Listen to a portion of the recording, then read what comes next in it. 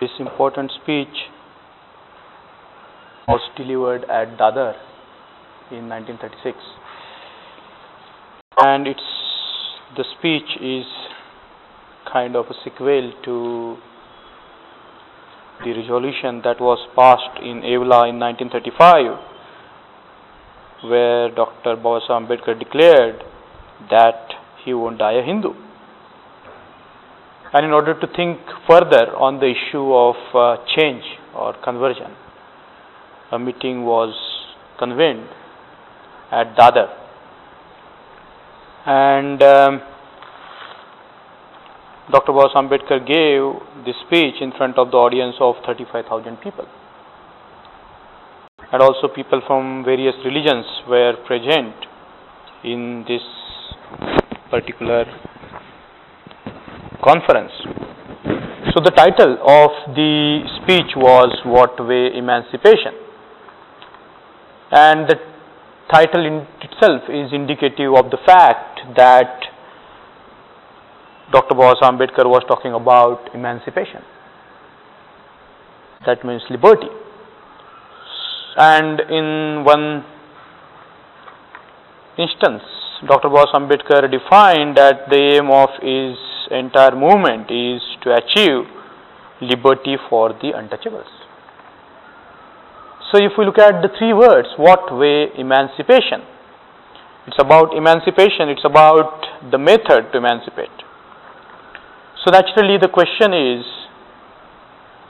what were people bounded by? What was the force that made the untouchables the untouchables? What was the force that forced them to slavery? And when Dr. Babasaheb analyzed these facts as to what was the factor that enslaved or forced the people into the forced slavery, was the religion, and that was undoubtedly the Hindu religion. So quite very early on, Dr. Babasaheb Ambedkar made it a point to show very clearly that the untouchables were not the part and parcel of Hindus. And that was one of his main point of argument when he went to the round table conferences, where his rallying point was that the untouchables were not the part of the Hindus.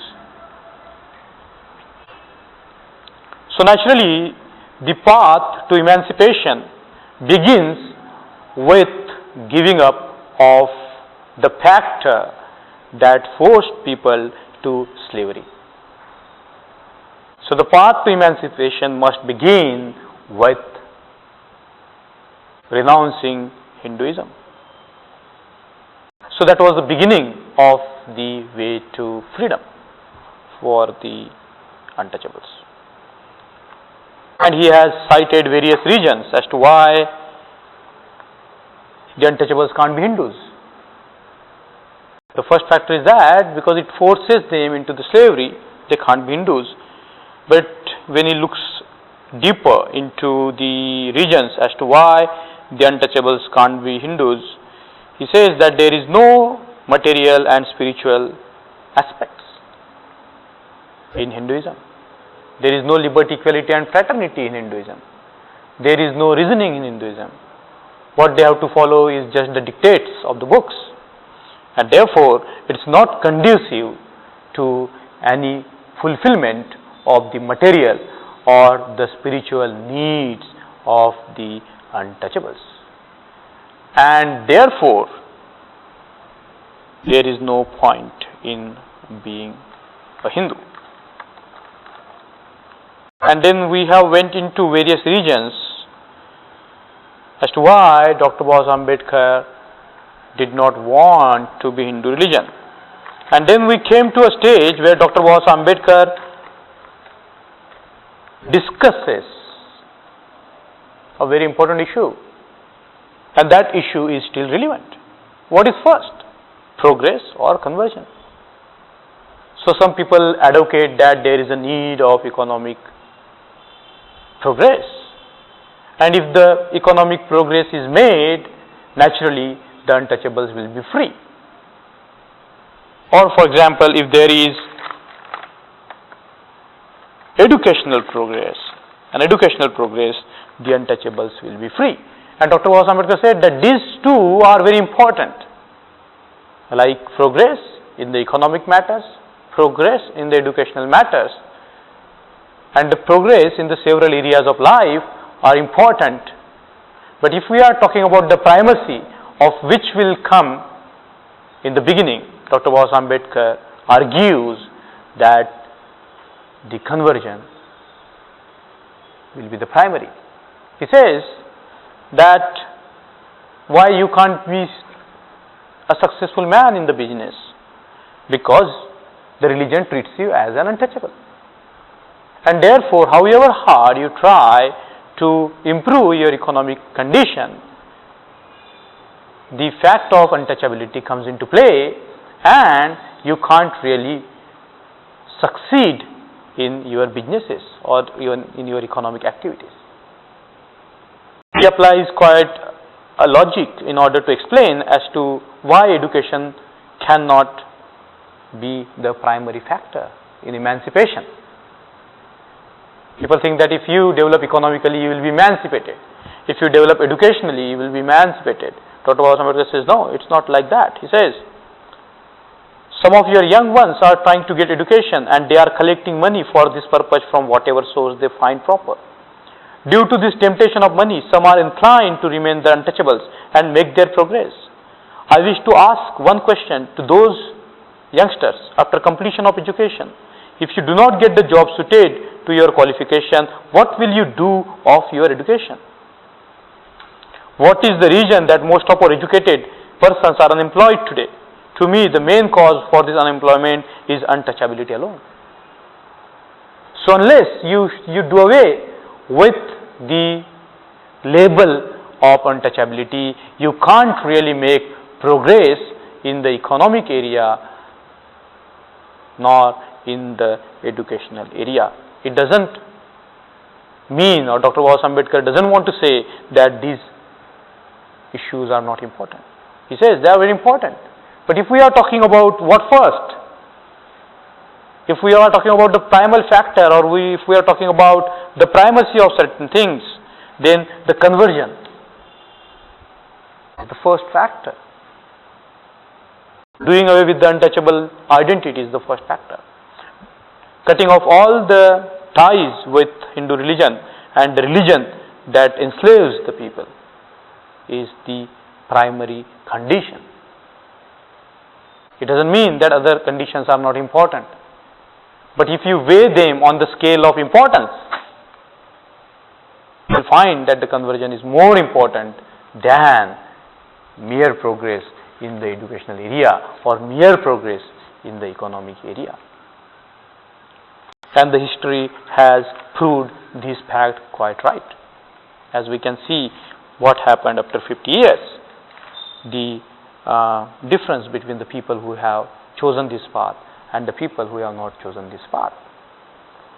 Because it has a very strong psychological implication. Mere change or mere cutting away from that particular hell of caste, and even walking or even beginning to walk on the new path is itself so conducive and so emancipatory in itself. It's already the beginning of the liberty. So weighing all these factors, Dr. Babasaheb Ambedkar considers that the conversion is more important than the economic progress or the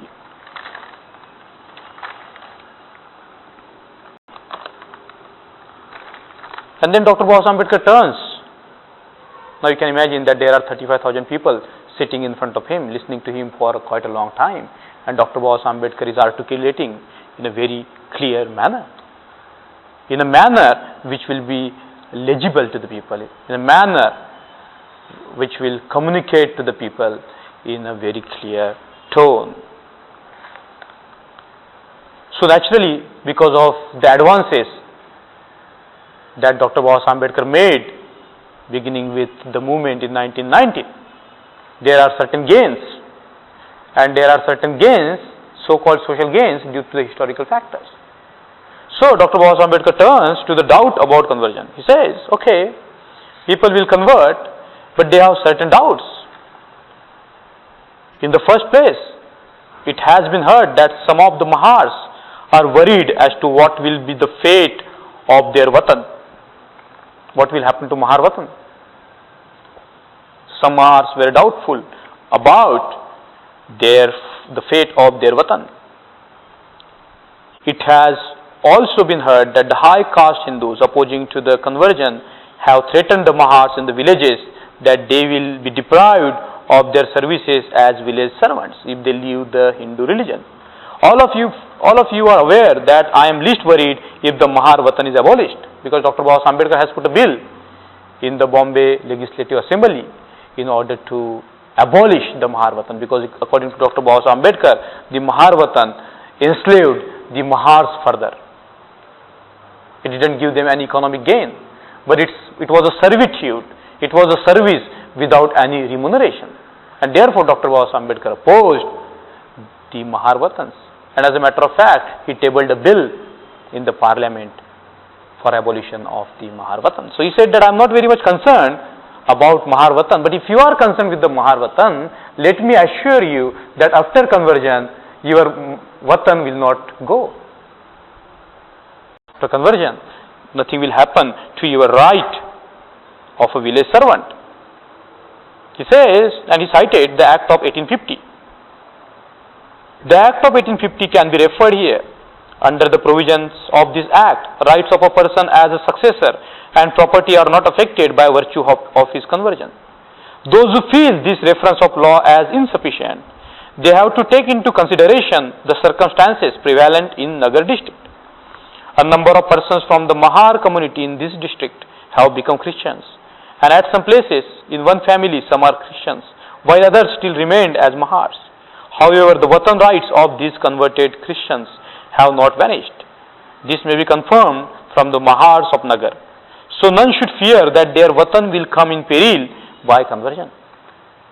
So said, it's a statutory law that if you convert to the religion, your right, your hereditary right of a village servant will not vanish. It will still remain there. So you don't worry about that. Dr. Babasaheb Ambedkar says he is not bothered about the Mahar Watan. The better it's gone. But even if you are concerned with it, the law ensures you that you will continue to have the right of a village servant. And the second and the most important doubt that the people had, which Dr. Babasaheb Ambedkar thought, that what will happen to their political safeguards. Because prior to this conference, we have seen a long battle which was fought in the round table conferences, where there were very significant political gains were achieved. So people were naturally concerned as to what will happen to the political safeguards that came in a way through the 1935 Act, the Government of India Act 1935. So Dr. Babasaheb Ambedkar said that those rights are not given to you because you are a part of Hinduism. I got those rights claiming that you are a separate constituency from the Hindus. Therefore, you should not fear that your political safeguards will vanish if you convert to other religion. He said that if you are 50%, if you become Muslims, 15% will be the addition in the seats of the Muslims.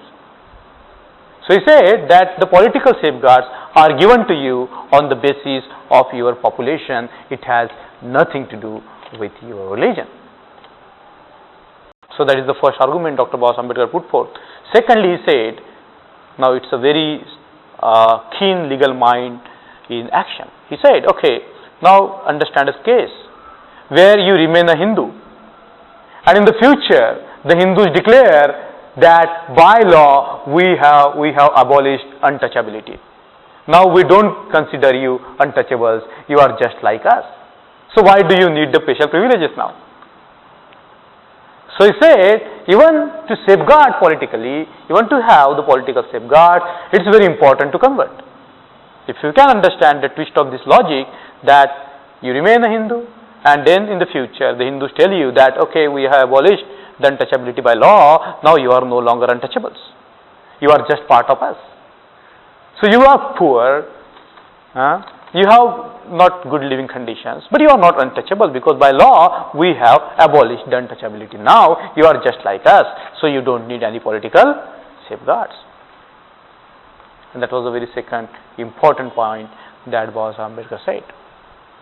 And the third, and to my mind, the most important argument which Dr. Babasaheb Ambedkar put forth was about the social strength. He said that the political safeguards that you have by the communal award, I got it for 20 years. And the clause, in the legal language it is called the sunset clause, that certain laws have got the force till certain period of time. So the communal award had the force of 20 years, and after 20 years it was to be automatically relapsed or lapsed. But the Government of India Act 1935 had no such time constant. It was to go on and on, on and on, on and on. Dr. Babasaheb Ambedkar said that the political safeguards might be gone one day. It is not that they will remain there perpetually. Then what are you going to do? Where are you going to rely on? What are you going to rely on? Only on your social strength. And only conversion can build your social strength. Political safeguards can't build your social strength. So he said that more than political safeguards, what is important is the conversion by way of which you will be socially strong. And he said that if you are socially strong, political safeguards and all other things will eventually follow. So he said, do not fear losing your political safeguards. If you have doubts about losing your political safeguards, Dr. Babasaheb Ambedkar told his followers that they don't have to worry at all about the political safeguards. Because more than political safeguards, more than economic development, more than educational development, what is important really is to convert.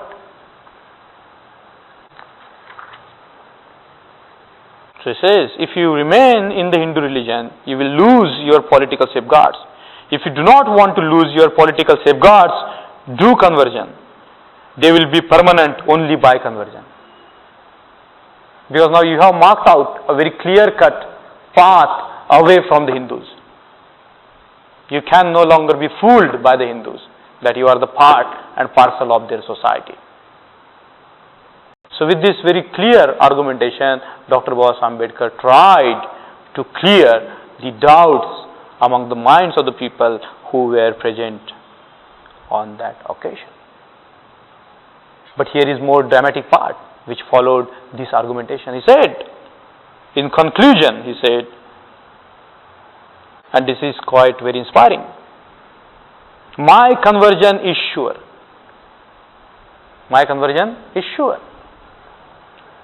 My conversion is not for any material gain. There is nothing which I cannot achieve by remaining as an untouchable. There is nothing. He is so intellectually sound. He is so well read. He is so equipped with all tools. He is so professional. There is nothing lies behind his scope of achievements. He said, in the material sphere, there is nothing which I cannot achieve by remaining as an untouchable. Nothing but spirituality is at the base of my conversion. It's a very, if we underline or if we put a tab on this sentence, it's a very important sentence. Nothing but spirituality at the base of my conversion. The Hindu religion does not appeal to my region. The Hindu religion does not appeal to my self-respect. However, for you, for spiritual as well as for material gains, the conversion is must. Some persons mock and laugh at the idea of the conversion for material gain. I do not feel hesitant in calling such persons as fools. A religion which preaches what will happen or what will not to soul after death may be useful for the rich. They may entertain themselves by thinking over such religion at their own leisure. And then he goes on, and he summarizes in a very pinching language. He says, what is the use of this rich and idle people's Vedanta to the poor? What is the use of the speculative theories? What is the use of the speculative religion? What is the use of the idle imagination to the poor people? They need something concrete. They need something which will make sense to them. They need something which will bring them out of the slavery. So this shows the inner working of the mind of Dr. Babasaheb Ambedkar. This shows the confidence that he has developed. In a sense, it's a very important statement. There is nothing which I cannot achieve by remaining as an untouchable. Now he is a person who will not boast. He is the realist to the core. He knows his limits. He knows his depth. He is very conscious of his own inner strength. He knows that there is nothing that he cannot achieve. And therefore he says that his intention is purely spiritual. It has nothing to do with the material development as far as he himself is concerned. But as far as the people in that assembly are concerned, they must look at the conversion not just from the spiritual point of view, but also from the material point of view. And here he goes on. He says, I tell you specifically that man is not for religion. Now this single sentence captures the essence of all various religions. Because all various religions try to tell people that the religion, man is for religion. Babasaheb says religion is for man. And then these are very important, emphatic, imperative sentences that now I am going to repeat. To become human, convert yourself. To get organized, convert yourself. To achieve strength, convert yourself. To secure equality, convert yourself. To get liberty, convert yourself. To make your domestic life happy, convert yourself. So in a very broad sweep, Dr. Babasaheb Ambedkar has covered from the social, political life to even the domestic life. He says, to make your domestic life happy, convert yourself. So you can see the implications of the Hindu psychology even in the domestic matters. It goes down to that. Even the domestic lives are not happy because the people are so imbued in the Hindu religion. And there are some challenging sentences that Dr. Babasaheb Ambedkar utters after this invocation. He invokes, he says, why do you remain in that religion which does not treat you as a human being? Why do you remain in that religion which does not allow you to educate? Why do you remain in that religion which prohibits you from entering a temple? Why do you remain in that religion which prohibits you from water? Why do you remain in that religion which obstructs you from getting a job? Why do you remain in that religion which insults you at every step? And now in a very subtle reworking of the definition of the religion, Dr. Babasaheb Ambedkar says, a religion which prohibits righteous relations between man and man is not a religion but a display of force. A very subtle reworking of the definition of the religion. I am going to read it again. A religion which prohibits righteous relations between man and man is not a religion but a display of force. So by this very definition, Hinduism becomes a religion or the display of force. A religion which does not recognize a man as a human being is not a religion but a disease. It's not a religion, it's a disease. A religion which allows the touch of animals but prohibits the touch of human beings is not a religion but a mockery. A religion which precludes one class from education, forbids to accumulate wealth, to bear arms, is not a religion but a mockery of the life of human being. Very strong statements, but very factual. A religion that compels the illiterate to be illiterate and the poor to be poor is not a religion but a punishment. So we can see some kind of a qualifying adjectives here like punishment, mockery, disease, display of force. All these traits or the words refer to the Hindu religion. It's a mockery. It's a display of force. It's a disease. It's a punishment.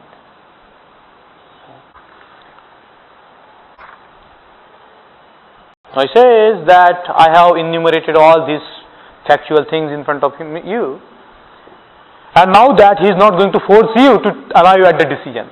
He said, I have made my decision, but I am not going to force you to follow me. I am not going to ask you to believe what I told you. You deeply think over what I said, he said. You don't have to accept it. You think very deeply over what I have said. I feel that to please the masses and gain the popularity is good for a common man but not for a leader. I consider one as a leader who without fear or favor, without popular accusation, tells the people what is good and what is bad for them. It's my duty to tell you what is good for you even if you don't like it. I must do my duty. And now I have done it. It's now up to you to decide and discharge your responsibility. So he says that my scheme of division of this problem of conversion is twofold. The first prong of this problem is you have to decide first whether to leave the Hindu religion or to remain in it. That is the first problem. So you have to think over the first problem whether you have to be a Hindu or leave it. That is the first problem. And then the second part of the problem will be discussed later as to which religion or whether we can have a new religion. So these are the possibilities which Dr. Babasaheb Ambedkar is expressing without giving any clear-cut indication of what religion he was to choose. This speech was given in 1936. So here he is telling people that there are two aspects of the problem. The first is whether to leave Hinduism or not. If you come at the conclusion of this first part, then Dr. Babasaheb Ambedkar said that I will marshal all my energies to think over which religion or a new religion they are going to choose.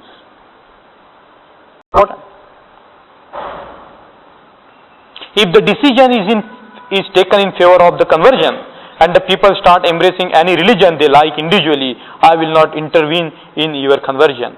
I wish you all to join me. Whatever religion we may accept, I am prepared to put all my sincere efforts and labor for the welfare of our people in that religion. You should not, however, be led away by emotion and follow me only because I say so. You should consent only if it appeals to your reason. I will not at all feel sorry if you decide not to join me. Rather, I will feel relieved of the responsibility. You have to keep in mind that this is therefore a crucial occasion. Your today's decision will carve out a path for prosperity of your future generations. If you decide today to get liberated, your future generations will definitely be liberated. If you decide to remain slaves, your future generation will also be slaves. Hence, yours is the most difficult task. So you have to decide today whether you want to be Hindu or not.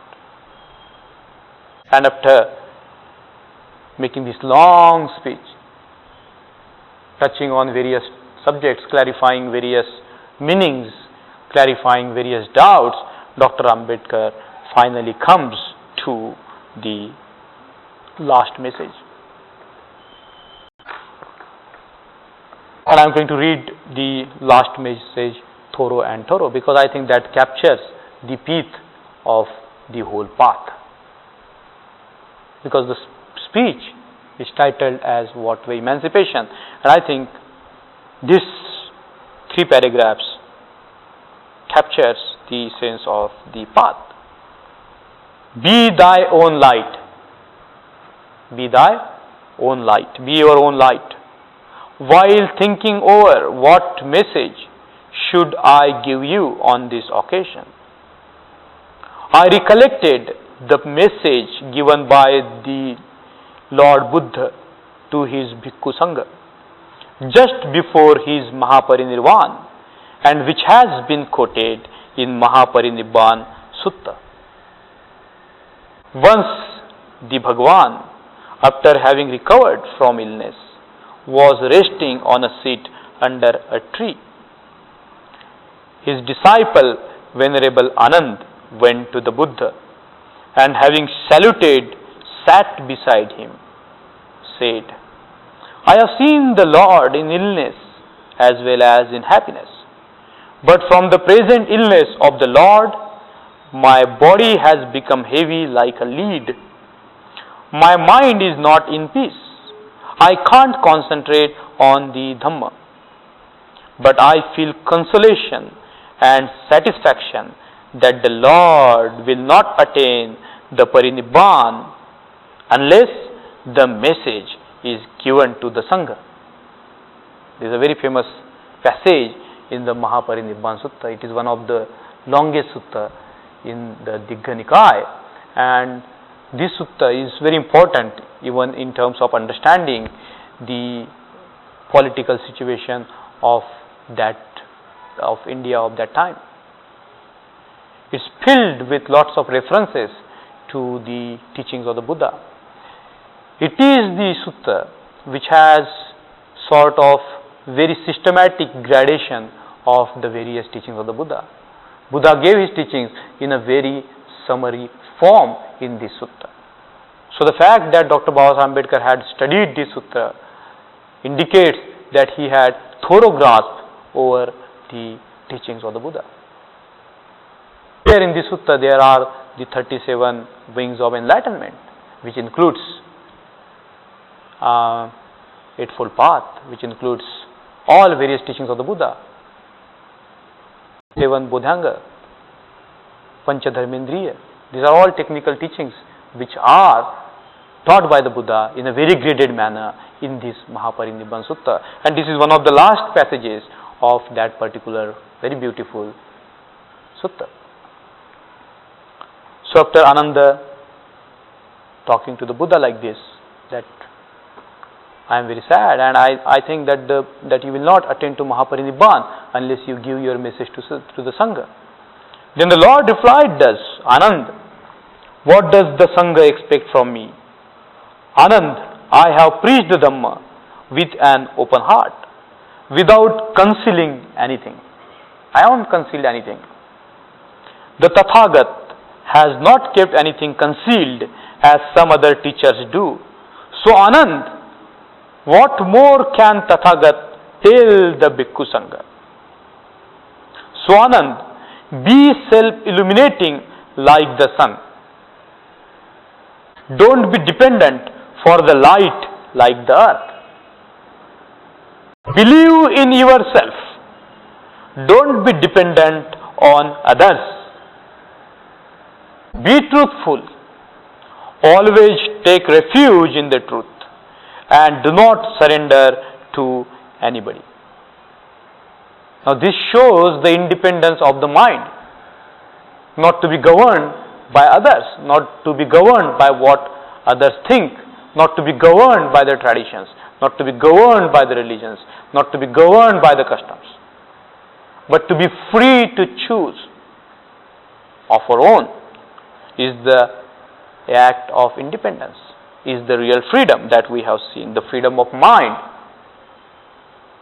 complete independence, not controlled by others, not controlled by the views and the passions of others. Completely be of our own self, that is the freedom. And Dr. Babasaheb Ambedkar in the last paragraph says, I also take refuge in the words of the Buddha. He says that I also take refuge in the words of the Buddha. He says, be your own guide. Take refuge in your own reason. Do not listen to the advice of others. Do not succumb to others. Do not succumb to others. Be truthful. Take refuge in truth. Never surrender to anything. Because if you surrender to anything other than the truth, you are a slave. So he says, never surrender to anything. If you keep in mind this message of Lord Buddha at this juncture, I am sure your decision will not be wrong. So with this particular quote from Mahaparinirvana Sutta, Dr. Babasaheb Ambedkar concluded his very important speech of 1936.